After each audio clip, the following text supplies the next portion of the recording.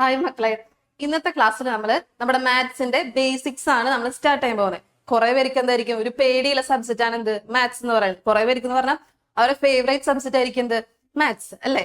അപ്പൊ നമ്മൾ ഇന്ന് നമ്മുടെ മാത്സിന്റെ ബേസിക്സ് ആണ് നമ്മൾ സ്റ്റാർട്ട് ചെയ്യാൻ പോകുന്നത്. അപ്പൊ കുറെ പേരുടെ ഡിഫിക്കൽട്ട് ആയിട്ടുള്ള ഒരു സബ്ജക്റ്റ് ആണ് എന്ത് മാത്സ് എന്ന് പറയുന്നത് അല്ലേ. സോ ഈ ഡിഫിക്കൽട്ടി വരാൻ കാരണം എന്താ, നമ്മുടെ മാത്സിന്റെ ബേസിക്സ് നമുക്ക് കുറവായോണ്ടായിരിക്കും നമുക്ക് പേടി വരാൻ കാരണം. ബേസിക്സ് ഓക്കെ ആണെങ്കിൽ നമുക്ക് എന്താ ഈസി ആയിട്ട് പഠിക്കാൻ പറ്റുന്ന ഒരു സബ്ജക്റ്റ് ആണ് എന്ത് മാത്സ് എന്ന് പറയുന്നത്. സോ ഇന്നത്തെ ക്ലാസ്സിൽ നമ്മൾ എന്താ പഠിക്കാൻ പോകുന്നത്, ബേസിക്സ് ആണ് നമ്മൾ സ്റ്റാർട്ട് ചെയ്യുന്നത്. അപ്പൊ മാത്സിന്റെ ബേസിക്സ് ഒക്കെ നമുക്ക് ഉഷാറാക്കിയിട്ട് വേണം നെക്സ്റ്റ് ഇയർ നമ്മൾ ക്ലാസ്സിലേക്ക് ചെല്ലുമ്പോൾ നമുക്ക് മാത്സ് ഓക്കെ ആവണം. അപ്പൊ എല്ലാവർക്കും ഇന്നത്തെ ക്ലാസ്സിൽ നമ്മൾ ഇപ്പോൾ ബേസിക്സ് ഓക്കെ ആക്കണം. അപ്പൊ നെക്സ്റ്റ് ഇയറിലേക്ക് നമുക്ക് ചെല്ലുമ്പോൾ എന്തായിരിക്കും മാത്സ് ഉഷാറായിട്ട് നമുക്ക് ചെയ്യാൻ പറ്റണം അല്ലെ. അപ്പൊ നമുക്ക് ആദ്യം തന്നെ മാത്സ് എന്ന് കേൾക്കുമ്പോൾ നമുക്ക് എന്താ ഓർമ്മ വരിക, എന്ത് നമ്പേഴ്സ് ആണ്? Decimal numbers. എന്ത് നമ്പേഴ്സാ? Decimal numbers. ഡെസിമൽ നിങ്ങൾ കേട്ടിട്ടുണ്ടാവല്ലോ.